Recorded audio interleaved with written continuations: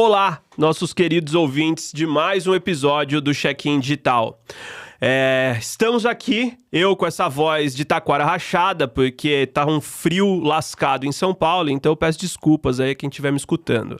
Mas vamos lá, iniciamos hoje mais um episódio para desafiar o status quo da hotelaria, falar sobre inovação, sobre como a gente melhora este modelo de negócio, né? Sou Gabriel Fumagalli, um apaixonado por viagens e inovação, além de CEO da Xstay.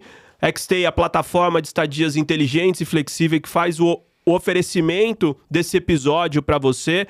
Nós somos uma plataforma de rentabilização de ativos imobiliários. E se você não conhece, acesse o nosso site www.xstay.com.br para conferir uma unidade para se hospedar ou então para rentabilizar o seu ativo. E hoje é um dia especial aqui, eu tô com uma pessoa que ela é super reconhecida no mercado de hotelaria. É um prazer eu poder ter esse espaço aqui para conversar com pessoas como essa.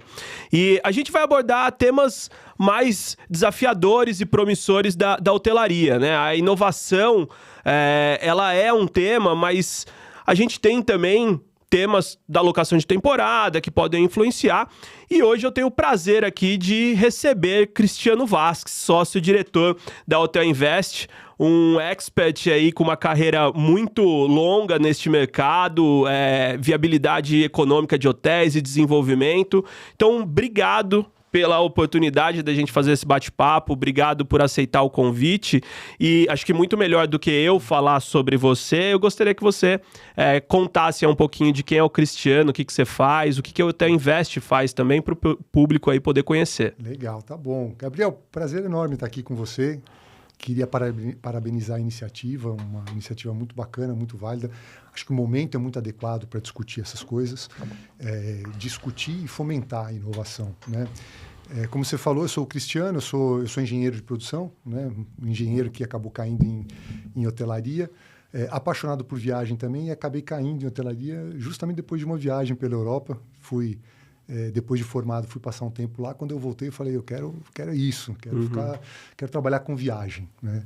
Legal. E acabei fazendo uma pós na GV. Na GV eu conheci o Diogo Canteiras, que hoje é meu sócio, me convidou para trabalhar com ele num projeto de 6 meses de duração. Eu estava empregado numa outra empresa, falei, um projeto de 6 meses de duração? Vamos embora. Larguei o outro trabalho, abracei a causa. Esse projeto de 6 meses, ele durou 2 anos e meio, e acabei ficando lá e acabei entrando nessa área apaixonante, né, do turismo, da hotelaria, da hospitalidade, e os cabelos brancos já denunciam, né? 25 anos, 23 anos, na verdade, trabalhando com isso, na Hotel Invest. A Hotel Invest esse ano faz 25 anos, é um ano especial para a gente. Que legal. Tem muita novidade, muito bacana, né? Um mercado super específico, a gente está conseguindo aí manter a empresa saudável, crescendo, fazendo coisas legais.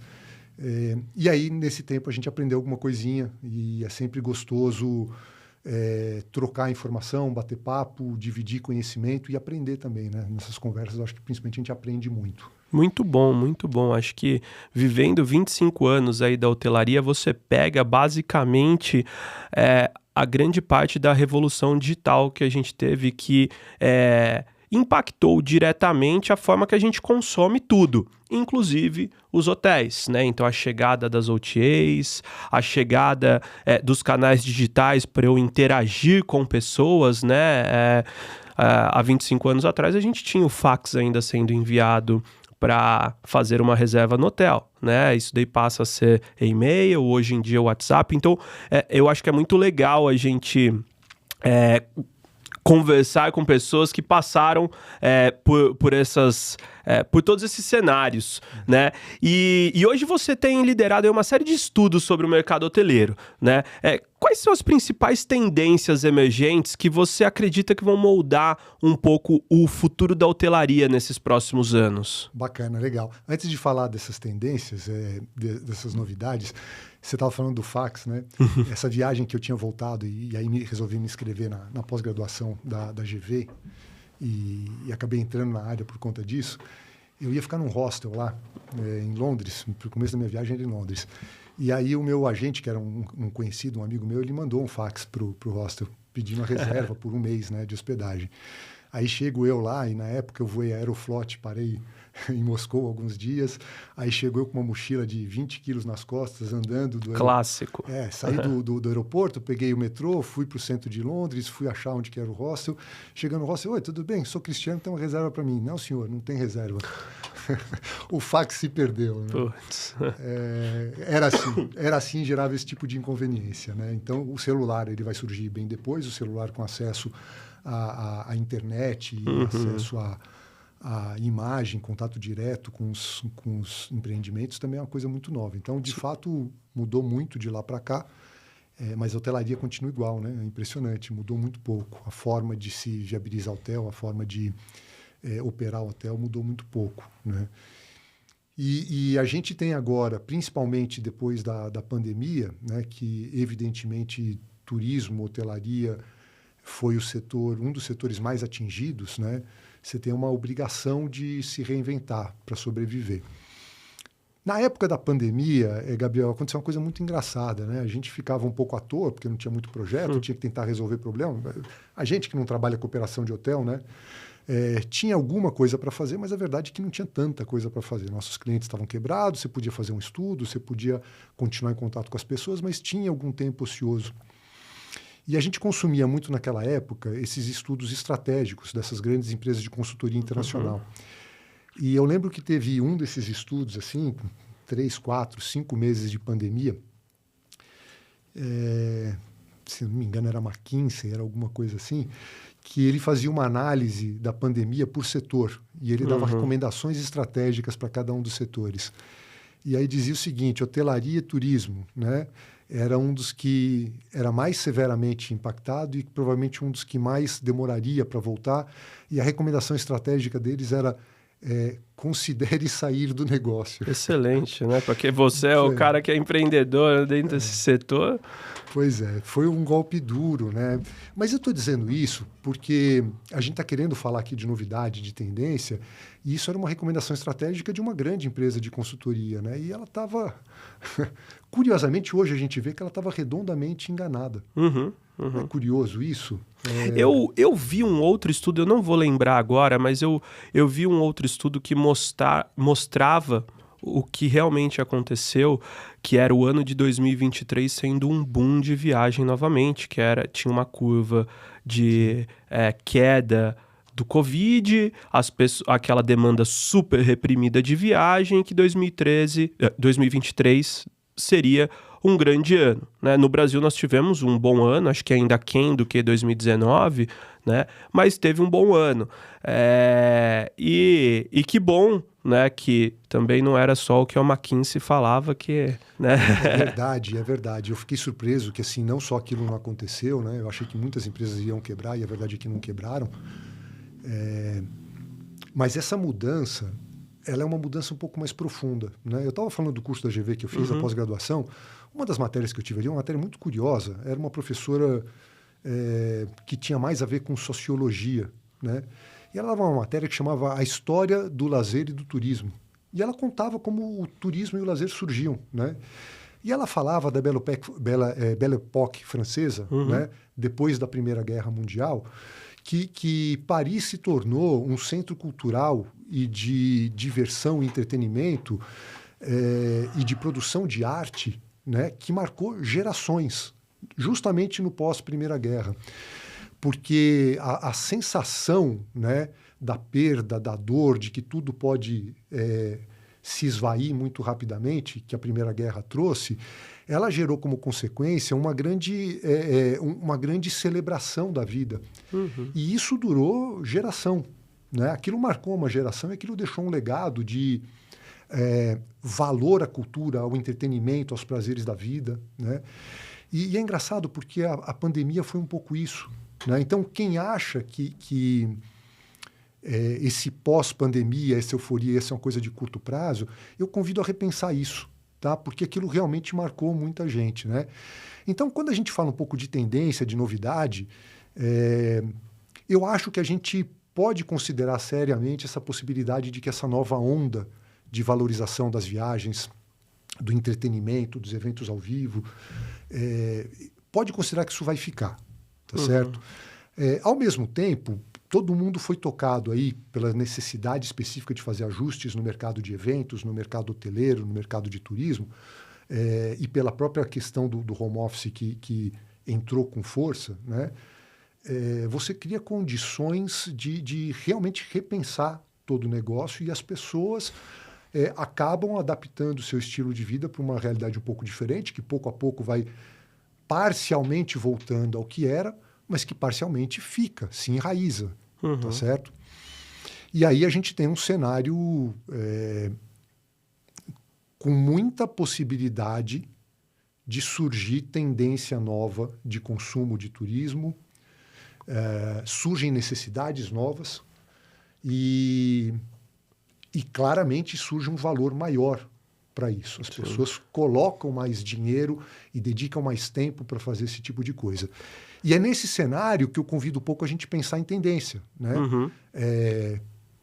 Quem está do lado da oferta, pensar em como criar coisas novas, como adaptar coisas que já fazia para esse novo cenário. Então, talvez seja uma boa provocação a gente falar em inovação pensando em qual é o cenário macro. Esse cenário macro ele é fundamental. E produtos também, né? Porque, assim, acho que você colocou alguns pontos bem claros sobre o comportamento da volta. E acho que a gente pode analisar a parte do lazer, do empresarial, mas você tem também o home office, ele permite as pessoas trabalharem de qualquer lugar. O que, talvez para a hotelaria tradicional, como um produto de diária, num quarto sem cozinha, ele não se adapte, mas existe a demanda, né? Então, eu acho que o cenário pós-Covid, ele começa a trazer novas oportunidades de explorar essa tendência de consumo, seja, né, de uma geração que vem aí pós-Primeira Guerra, mas eu sinto que as últimas gerações estão cada vez mais ser ao invés de ter, né? Então foca-se muito em experiências e gastar este tempo, né, precioso que todos nós temos aqui 24 horas por dia apenas, em coisas que fazem sentido. E às vezes a viagem é algo que faz sentido. O morar 3 meses em cada lugar é algo que faz sentido. Então, eu vejo que existe aí uma grande oportunidade desde que a gente adapte o negócio. Não adianta servir, né, na minha visão, não adianta eu ficar servindo hóspede ou até usar algumas... eu escuto muita gente na hotelaria falar, não, hotelaria é algo de pessoas, é pessoas servindo pessoas. Tudo bem, mas se a gente não adaptar isso, né, eu não consigo prover produtos para todos os tipos de pessoas. Sim, o luxo, né, que eu cobro uma diária super alta, talvez seja pessoas servir pessoas. Mas eu tenho que ter outros produtos. Então, legal essa visão que você trouxe, assim. Você vê alguma inovação tecnológica que impacta isso? Pois é, assim, quando a gente fala de inovação e a gente fica pensando em qual é o cenário, esse cenário de mudança comportamental, ele cria demandas e oportunidades diferentes. Mas não é só essa mudança de comportamento das pessoas que tem uma razão muito clara, muito específica, que é a pandemia, né? Tem também a evolução tecnológica. Então, geracionalmente, a gente é marcado por esse evento, se cria essa nova valorização do lazer, do turismo, das viagens, e isso é uma coisa que indica mudanças de padrão de consumo e que podem gerar inovações e oportunidades. A tecnologia é outra. A pandemia gera uma outra consequência, que é uma aceleração grande aí do online, né? Da coisa remota, de mudança de comportamento das pessoas. Às vezes o lance até de tipo, prefiro não estar perto de alguém, né? Se eu prefiro, eu posso agora não estar perto, né? Então, as inovações tecnológicas, elas também trazem uma outra possibilidade de inovação, né? Aí a gente está falando, evidentemente, do mobile hoje ganhando cada vez mais força e se tornando uma ferramenta presente e com muitas possibilidades para todo mundo. E a gente tem também a questão da inteligência artificial. A questão da inteligência artificial tem uma situação muito curiosa, né? Esses dias eu tive com um amigo meu que ele mora em Nova York, ele trabalha numa grande empresa de consultoria, só que ele não trabalha para cliente, ele trabalha para organização. Perfeito. E ele foi incumbido justamente de estudar as formas de uso potencial da inteligência artificial dentro dessa grande empresa de consultoria estratégica. Ele criou um projeto interno. Ele pediu para todo mundo se juntar, dizendo que a gente precisava discutir possibilidades de uso de inteligência artificial. Ele fez um pequeno seminário, um pequeno material explicando algumas coisas básicas ou um pouco mais avançadas de possibilidades de uso. E ele pediu para que as pessoas dessem um pouco de feedback nisso, o que elas já tinham tentado, o que elas achavam que era mais promissor, e criou um workshop sobre isso. E desse workshop sobre isso, surgiu algumas discussões de onde parecia fazer sentido utilizar a inteligência artificial, quais delas pareciam ser mais promissoras, e eles pegaram, a partir disso, elencaram, priorizaram algumas delas e fizeram projetos pilotos. E esses projetos pilotos eles foram acompanhando por um certo período para ver como que evoluíram. A conclusão dele, desse estudo interno, né, 3 coisas pareciam mais óbvias de uso da inteligência artificial, né? Antes de chegar nessas 3 coisas, uma conclusão que ficou claro para todo mundo. As pessoas não sabem como utilizar a inteligência artificial ainda. Perfeito. Ou seja, você que já começou a tentar utilizar o ChatGPT, qualquer outra ferramenta, vai assim, não, deixa eu ver como isso aqui pode me ajudar, e saiu frustrado, você faz parte da maioria das pessoas. Né? As pessoas não sabem como usar. A maioria. E as 3 conclusões são muito interessantes e muito pertinentes porque você está falando. A primeira aplicação que parecia ser um pouco mais evidente, um pouquinho mais prática, era em programação. Você tem um ganho de produtividade grande em programação. Ele pega códigos, ele pega programas assim, ele replica isso fazendo adaptações para novas realidades de maneira muito rápida, muito fácil. Né? Ele pega soluções que já foram construídas de código e reutiliza isso de maneira muito fácil. Ele traduz programações em linguagens que hoje não são mais tão utilizadas para novas. Então, teve uma aceleração brutal e um ganho de produtividade brutal do uso da inteligência artificial, trazendo benefício para a parte de programação. Parênteses aqui. Uma entrevista que eu li com o fundador do Airbnb, que ajudou o pessoal do ChatGPT a desenvolver as interfaces da inteligência artificial, e foi ele adotou muito precocemente isso dentro da organização. Ele falou que um dos usos que ele via claramente para a inteligência artificial dentro do Airbnb era exatamente em ganho de produtividade de programação, né? Então, aí tem uma coincidência dessas 2 visões. Segundo uso que estavam dando para a inteligência artificial, que parecia ser muito claro, atendimento ao cliente. Né? Tinha um ganho de produtividade aí de você usar a inteligência artificial para isso. A segunda forma que o Airbnb disse que ia utilizar, e era a segunda e última, era justamente para dar suporte ao atendimento ao cliente. Né?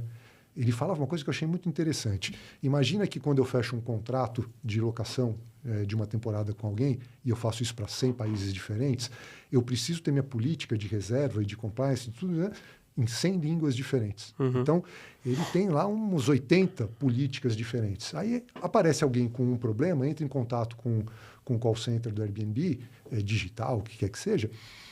Aquela pessoa que vai fazer uma primeira interface com o cara, ela precisa fazer uma pesquisa, que é uma pesquisa muito profunda, muito detalhada. Então, ele ia utilizar, por exemplo, a inteligência artificial para isso. E só um parênteses. Essa pessoa, ela tende a cada 6 meses ser trocada. Então... Ele falava isso. É impressionante. Eu estou imerso no mundo de inteligência artificial os últimos meses, estudando muito e percebi mesmo o quanto eu, inclusive, utilizava ela de forma errada. E eu vejo, assim, um ganho absurdo de produtividade para vários pontos. Vários, assim. Eu tenho alguns assistentes pessoais criados lá dentro do ChatGPT para me ajudar no dia a dia. Inclusive a pauta aqui que a gente está conversando hoje, eu tive auxílio. E a parte de atendimento ao cliente, né, ela tem um potencial Gigante. Não, curiosíssimo. Eu concordo, acho que faz muito sentido. E ele, inclusive, o cara do Airbnb, o fundador do Airbnb, ele dizia o seguinte: eu preciso pegar alguém que acabou de chegar e eu preciso fazer com que ele seja capaz de navegar nessas 70, 80 políticas diferentes de maneira rápida e efetiva, para o cara não ficar esperando muito, porque a gente vai ficar esperando muito. Então, a ferramenta de inteligência artificial aqui ia acelerar essa busca de informação. E a terceira coisa que eu achei muito curioso, porque isso aí talvez muita gente tenha visto mais recentemente, é criação artística. Imagens, músicas, vídeos, né? Então, quem trabalha com design gráfico, por exemplo, provavelmente está trabalhando muito hoje, mas está trabalhando mais sozinho. E está trabalhando muito porque, apesar de existir a assistência para produção gráfica, de vídeo, de música, o que é que seja, a expectativa do cliente dele aumentou. Ele quer mais opções e ele quer essas opções muito rápido. Então, se de repente a expectativa do cliente era fazer 3 peças de arte com versões diferentes, né, em 15 dias, agora o cara quer 10 em uma semana. Né? Com certeza. Mas, de qualquer maneira, assim, a ferramenta de inteligência artificial, ela provavelmente vai ter um impacto muito grande em todo esse trabalho de atendimento a cliente. Isso, claramente, eu consigo ver. E vai ajudar muito na programação também. Isso me parece ser bastante claro. E ajudar na programação, criar códigos novos, efetivos, melhora a interface de usuário. Né? Então, uma das grandes inovações que existe hoje, que não parece ser nenhuma grande inovação, mas é toda a desburocratização do check-in, né? De sistema de reserva, busca de informação. E quanto mais fácil for programar, for fazer ajuste, né? Quanto mais fácil for personalizar, ou quanto mais for acessível isso para o pequeno, né? Melhor isso é. Com certeza. Eu vejo um pouco essas coisas aí de possibilidade, e nesse sentido, inovação, luxo. Curiosamente, rico está ficando mais rico e também está gastando muito dinheiro com luxo.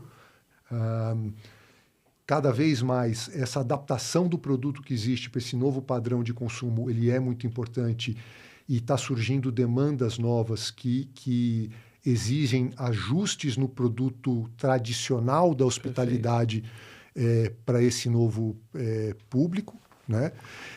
E a gente costuma dizer, e é importante isso, que o Airbnb, o short-term rental, ele não necessariamente ele roubou demanda da hotelaria, mas ele trouxe uma demanda nova que era mal atendida pela hotelaria, né? Que é o cara que quer ficar num apartamento um pouco maior, que ele não precisa de café da manhã, ele não precisa daquela estrutura cara, ele é um pouco mais sensível a preço. Família de 4 pessoas, né? Um casal e 2 filhos. Perfeito, perfeito. Então, nesse sentido, não necessariamente você consegue adaptar o produto existente para essa nova demanda. Aí você tem que, às vezes, pegar produto novo. E aí volta para a minha provocação inicial de que o pós-pandemia é uma mudança geracional. Bem, se eu estou achando que isso aí é um boom de 1, 2 anos, cara, eu não vou criar real estate, eu não vou criar hardware novo para uma onda de 2 anos. Mas e se essa onda não for de 2 anos e for uma onda geracional? Vai surgir cada vez mais produtos vocacionados para esse público específico. E vai fazer sentido isso do ponto de vista econômico-financeiro. Com certeza. E aí, quando a gente olha, né, a geração pós-2000, que né, são os nativos digitalmente mesmo, né? Quem nasce agora, meu filho, ele é um nativo da geração de inteligência artificial, né? O Lidar, ele tem 3 anos, ele fala com a Alexa, né? A primeira vez que meu avô viu eu falando com a Alexa, ele entrou em choque. Então, essas coisas vão mudando e assim, eu vejo que a hotelaria ela é uma questão de experiência, né? A experiência, ela pode ser adaptada com personalização. E a tecnologia hoje ela já nos permite fazer personalização, né? Mas o meu grande ponto e o que eu tento desbravar aqui com as pessoas é por que a hotelaria não faz o uso de nenhuma dessas tecnologias, né? O que você vê, assim, o que você vê a galera, o que a hotelaria está usando hoje no Brasil? Porque a gente falou de mobile, falou de inteligência artificial, falou do uso disso para criação de design, mas ainda eu vejo que a hotelaria está implantando o PMS muitas vezes, né? A base da base. Por que a galera não investe? Por que eles enxergam isso como custo? Assim? Eu não sei, eu queria explorar um pouco isso. Vamos pensar um pouco sobre isso para complementar a colocação anterior e pegando um gancho no que você falou aqui agora. A distribuição, né, da distribuição hoteleira, né, vender hoje, está ficando cada vez mais complexo, cada vez mais canais e formas de contato diferentes, precificação dinâmica. E essa era uma quarta possibilidade de uso, que aí é já mais voltada para o nosso setor, que eu acho que também a inteligência artificial, e principalmente na capacidade de navegar em um monte de dados, isso talvez seja muito importante. Ajudar no processo de colocação da oferta para o público que melhor vai pagar ela no momento certo. Se você chegar no cara que realmente quer aquele produto extremamente específico, justamente no momento onde ele quer está predisposto a fazer a compra, né? A chance é maior de você fazer a venda e fazer a venda a um preço mais adequado. Tá? Uhum. E muito provavelmente a inteligência artificial vai conseguir ajudar nesse processo de identificar esse cara nesse momento, no monte de dados que estão aí, nesse oceano de dados que estão por aí. Perfeito. Falando em oceano de dados, e entrando um pouco nisso que você está falando, tem um pessoal do mercado aí que está criando um produto de hospitalidade, que é muito interessante, que também é enxuto do ponto de vista operacional, posicionado para um padrão de serviço mais alto, e ele está muito focado em experiência. E para focar na experiência, ele quer justamente se beneficiar da interação digital com os clientes para entender os gostos mais particulares daquele indivíduo e personalizar, de alguma maneira, a experiência para esse hóspede. Uhum. Então, isso é uma aposta que o pessoal está fazendo. O tal do Tailor Stay. Tailor Stay. E por que o pessoal não faz mais isso? Né? Cara, é uma coisa curiosa. A hotelaria ela é um pouco afastada da tecnologia. Né? Ele é uma coisa que sempre teve que lidar muito com pessoas, mas até aí a aviação também teve, né? Uhum. Na hora de fazer distribuição. Mas um hotel, ele tem tanto sistema que não se conversa que parece que eles ainda não conseguiram fazer com que todos os sistemas diferentes se conversassem, né? Parece que para eles é um desafio muito grande. Talvez... O grande problema das integrações de software que me perseguem há muitos anos.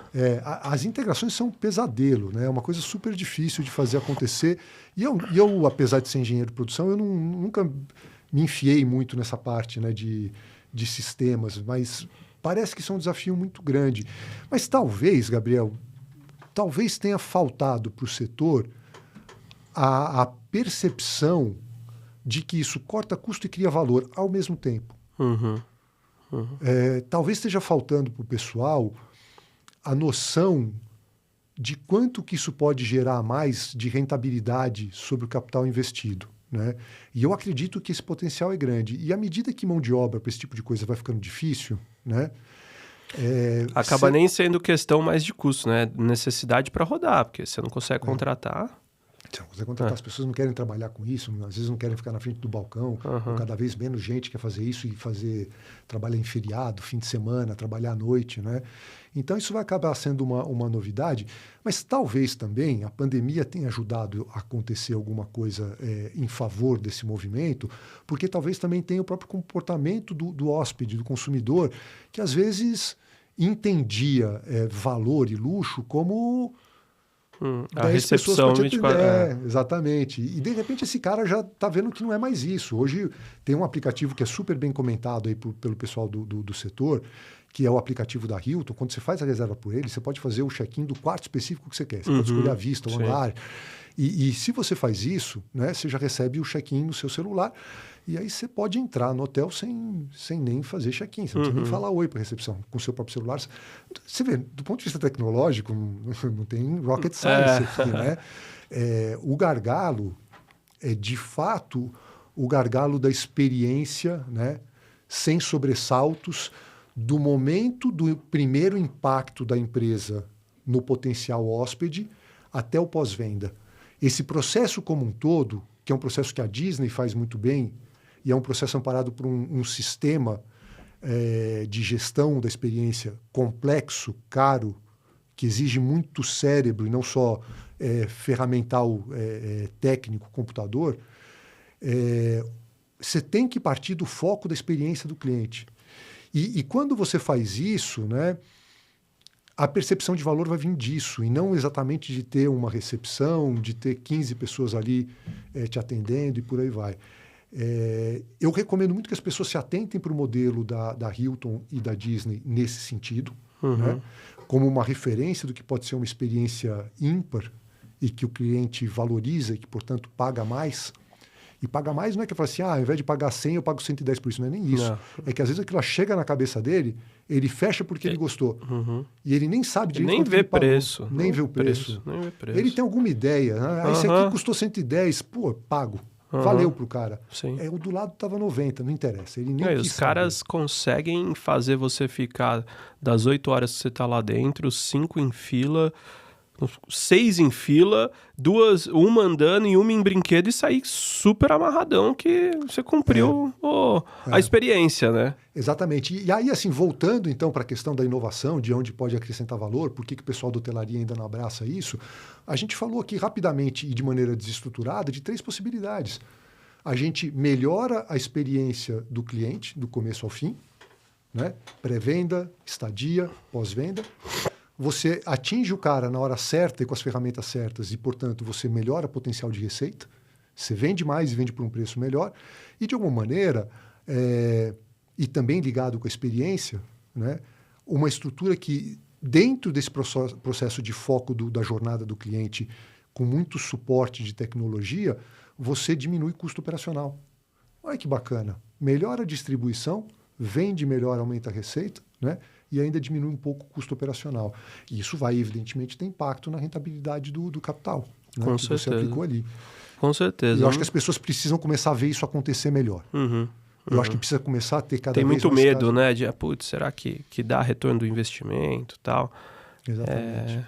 Precisa ver funcionando, sabe? Porque eu acho que tem uma barreira aqui que é importante, né? A hotelaria tem muito capex, né? Capex físico. Né? Preciso trocar carpete, preciso renovar quarto, é um fato. E tem até uma questão de dinâmica do mercado que a necessidade de renovação ela tem ficado cada vez mais curta, né? Porque a expectativa do hóspede, do ponto de vista de instalações, modernidade, funcionalidade, ela também acelerou. Então, o CAPEX ele não tem diminuído ao longo dos anos para manter o produto competitivo. E aí o pessoal fica com um cobertor curto para fazer o CAPEX que tem que ver. E aí, nesse sentido, quando você fala em CAPEX no carpete, no quadro, no banheiro que você precisa mudar, e não no CAPEX num software que vai melhorar a experiência, que às vezes é corporativo, né, na propriedade, né? Mas vai chegar uma hora que o pessoal vai ver. Com certeza. Não, eu acho que a gente tem visto algumas mudanças lá fora, né? A gente aqui no Brasil acaba sendo um pouco mais tardio mesmo essas mudanças.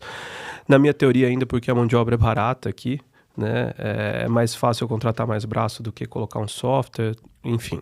Né? Construção civil é a mesma coisa, né? Também, mesma coisa. Tem muito mais tecnologia de construção civil fora do que aqui. É incrível o que a gente gasta de material, de falta de eficiência, né, na produtividade da área de construção civil.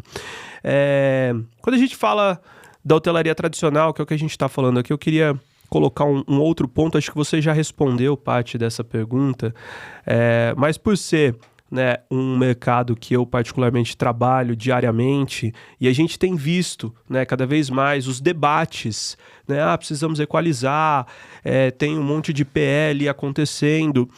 A locação de temporada versus a hotelaria tradicional, né? Essa discussão ela está crescente, ela não tem ainda um ponto de acordo, eu vejo, dos dois lados, eu participo dos dois lados um pouco. Em alguns grupos eu vejo as discussões. Mas na sua visão, a locação de temporada ela compete diretamente com a hotelaria ou você acha que tem espaço para ambos prosperarem aí nesse mercado? De uma forma geral, eu acho que complementa o mercado hoteleiro com um produto, com experiência que a hotelaria típica atende mal. E aí, nesse sentido, ela induz uma demanda adicional, ela complementa a oferta que existe. Em algumas situações específicas, particulares, ela compete um pouco mais. O exemplo de Natal, de João Pessoa, tem 5, 6 mil estúdios em produção lá, estúdios de 40, 35 metros quadrados, vendido para pessoa do interior, de outros estados, de São Paulo. O cara olha para aquilo e fala o seguinte, olha, eu vou ter minha casinha de frente para o mar em João Pessoa, quando eu quiser visitar eu fico lá e quando eu não quiser eu ponho para locação e ganho dinheiro nisso, né?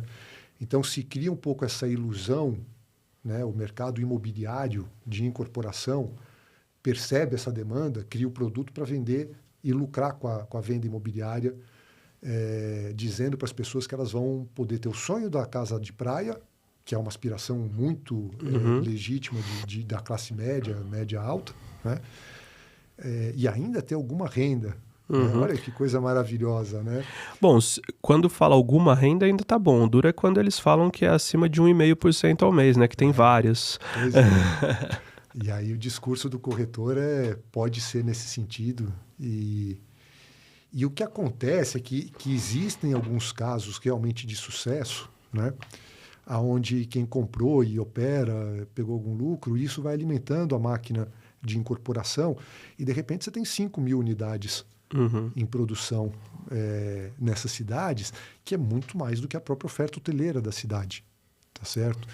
E aí, nesse sentido, você tem um tsunami de oferta de hospedagem, né?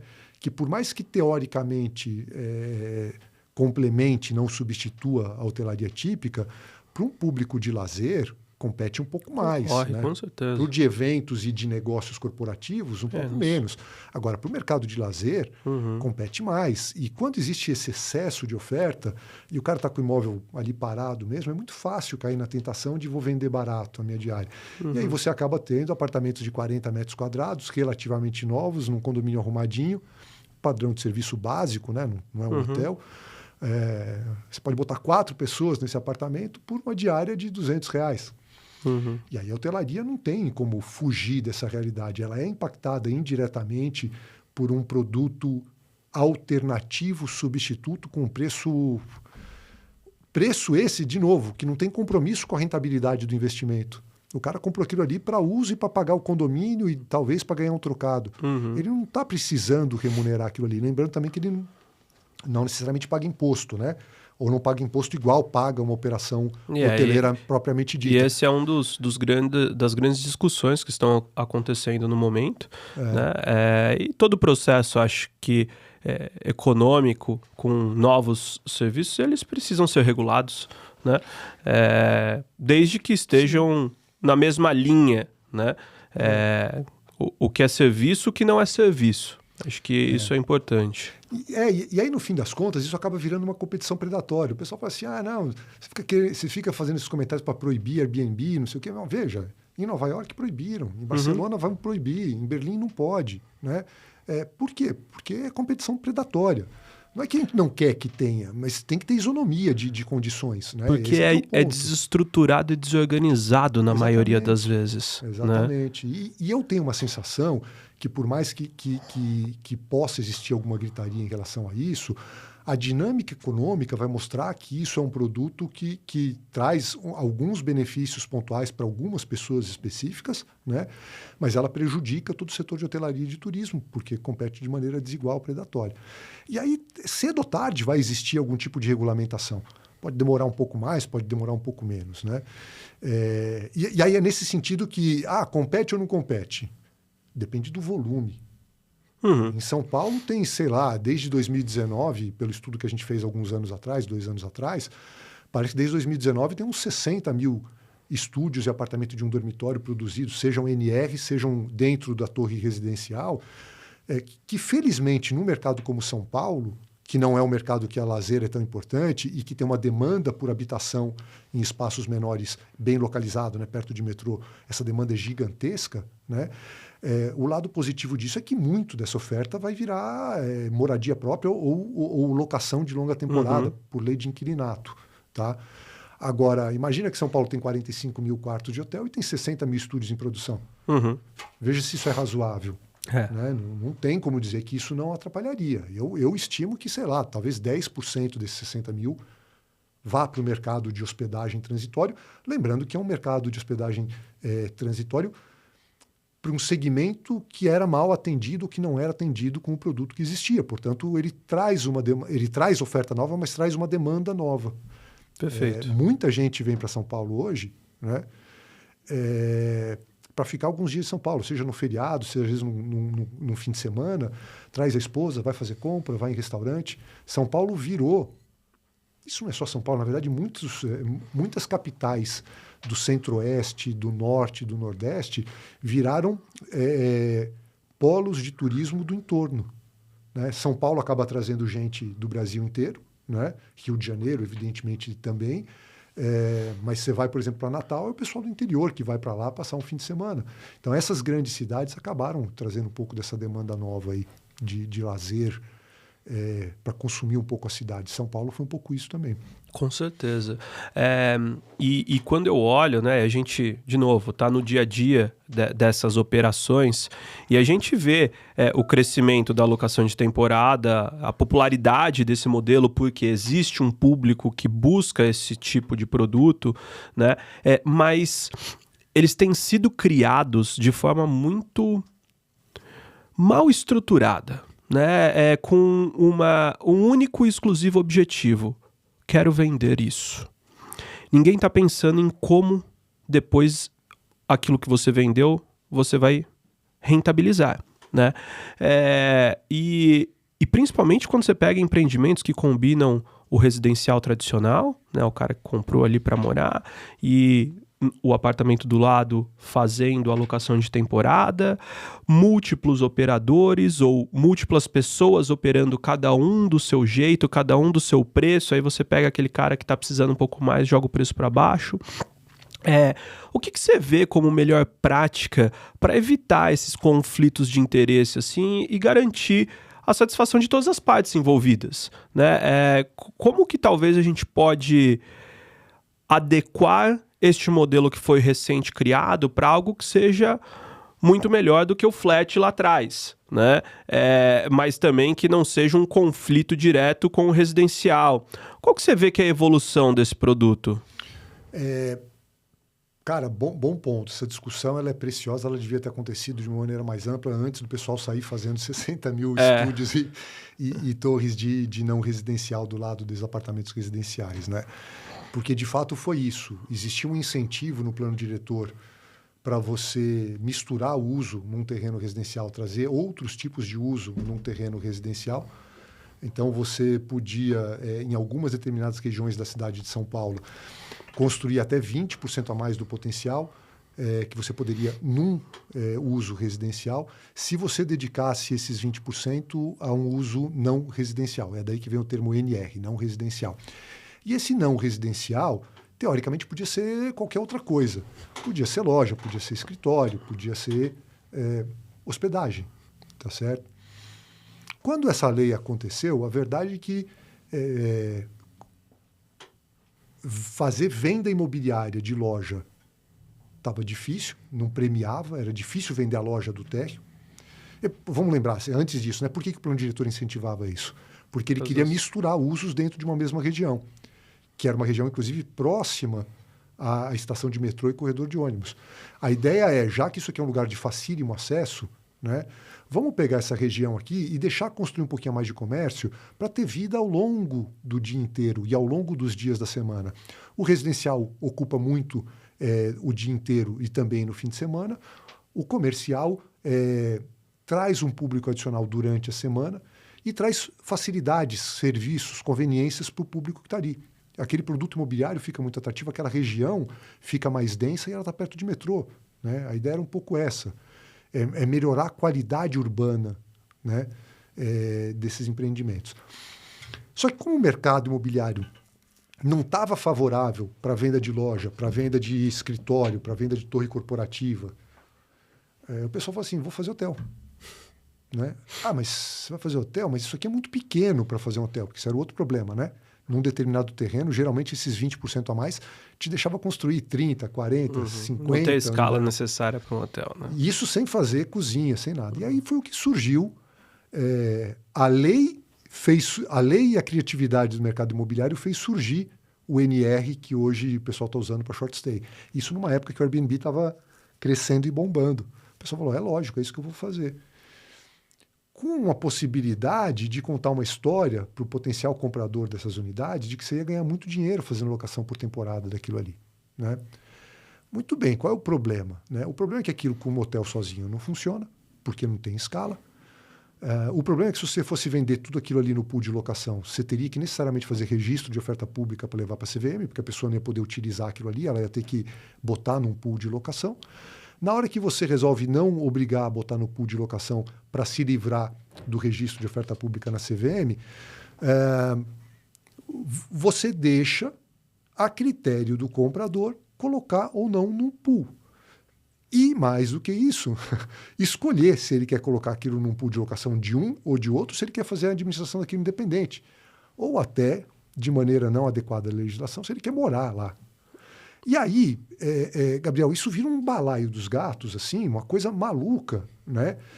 Que é uma solução criativa do mercado imobiliário brasileiro para esse potencial adicional que o plano diretor dá, é uma desvirtuação da finalidade do plano diretor, totalmente adequada à lei, mas é uma desvirtuação da finalidade, que na estruturação, por problema de funding, né, você precisa vender, o cara está fazendo aquele porque ele quer vender.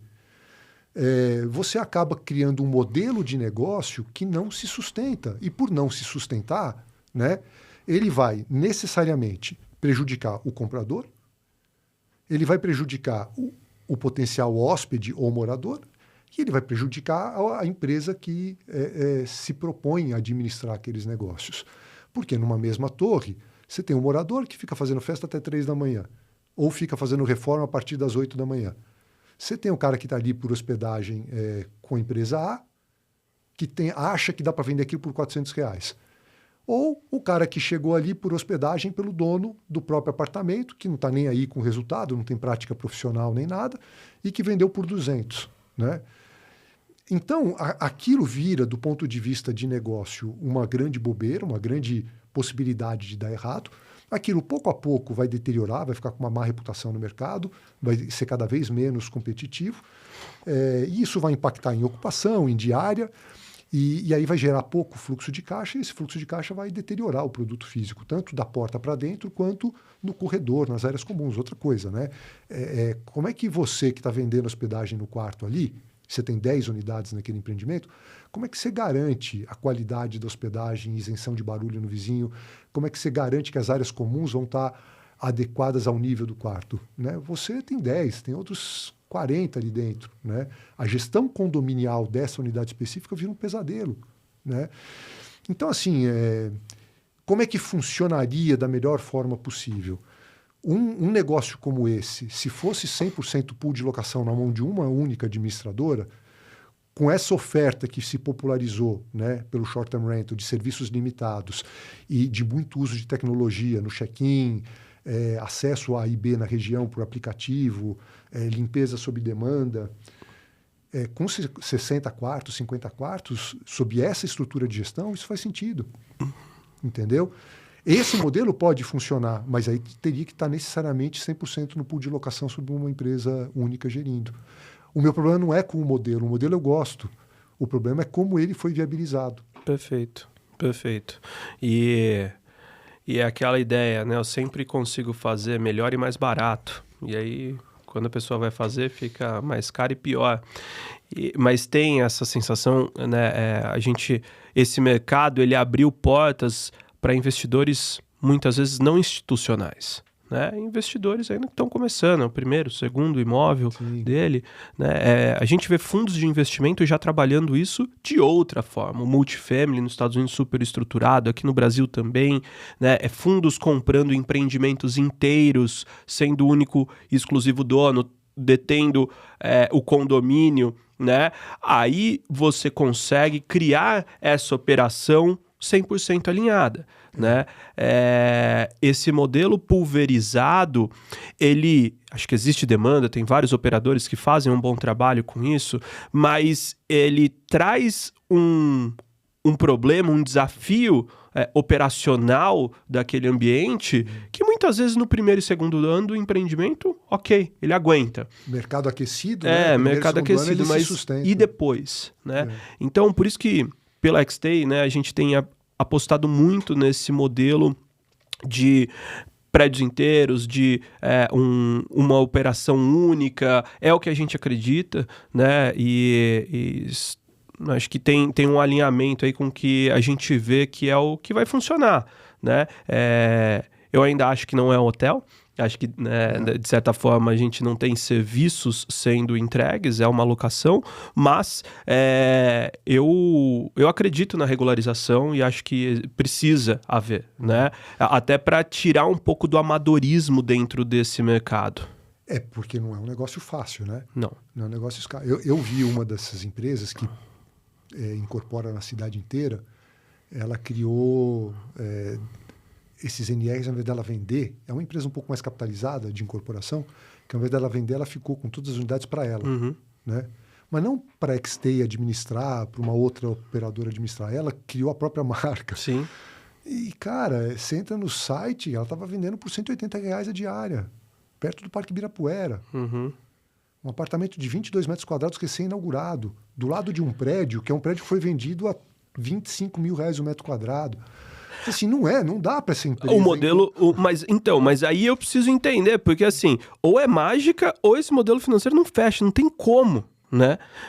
O dinheiro que ganhou na incorporação está queimando ali. Exato. Porque você falou uma coisa que é importante. Não tem como não chegar à conclusão que não está perdendo dinheiro. Está deixando dinheiro na mesa. Mas ela ganhou muita gordura na incorporação. Tá bom, mas está deixando... Assim, um erro, uma bobeira de produto, uma bobeira de precificação e de distribuição. Você sabe como é difícil distribuir? Como é que com 2 empreendimentos, sendo o seu principal negócio em incorporação, como é que você começa a criar sua marca própria de produto? Mas tem muito incorporador que está querendo fazer isso. Pois é. Mas, enfim... Tá aí, mas o mercado ensina. Disso tudo, o que vai acontecer? Talvez tenha um ou outro que vá para frente, que vá fazer um modelo que funciona. Mas a verdade é que, vamos ser muito franco, a maioria vai perder dinheiro com isso. Eu acho que tem... Talvez alguns ganhem, sim. A maioria vai perder dinheiro com isso.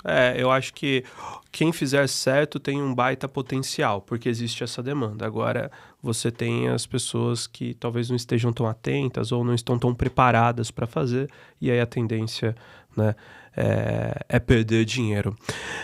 Cristiano, a gente está chegando ao final aqui desse nosso episódio, e se você pudesse... rápido, né? Pois é, conversa boa vai rápido. Se você pudesse deixar um conselho para os profissionais de hotelaria que estão aqui nos escutando, né, e que estão tentando se adaptar às mudanças, seja de consumo, ele olha lá, ele tem um hotel, ele não sabe muito o que fazer. Puta, o que eu preciso fazer para modernizar isso, né? Qual seria o seu conselho aí para essa galera que está buscando inovar no mercado de hotelaria? Você sabe, Gabriel, que não é só no mercado de hotelaria, assim, cabelo branco faz a gente ver as coisas assim, em perspectiva, né? Faz, como a gente estava conversando aqui, primeira vez que eu fui viajar lá para a Europa, meu agente mandou um fax, esse fax não foi recebido, né? Quando a gente tem esse tempinho de janela e vai vendo muita novidade, às vezes algumas novidades vão engolindo a gente. Né? É muito importante se atualizar. É muito importante consumir informação, ler, buscar aprender. Né? Aquela história que o pessoal fala de você ser inquieto, de você entender que sair da faculdade nunca mais vou estudar. Ih, que erro, né? Lifelong learner, né? Tem que ser. Exatamente. Você nunca deixa de aprender, nunca deixa de estudar, nunca deixa de se atualizar. Conversar, participar de evento é importante, trocar informação é importante. O mundo hoje está muito dinâmico e a troca ela é muito importante. Né? A troca é você leva e você recebe alguma coisa nesses processos. Né? Porque não existe uma única oportunidade no mercado, não existe um único desafio. São inúmeros mercados, inúmeras oportunidades, inúmeros desafios. E a gente agora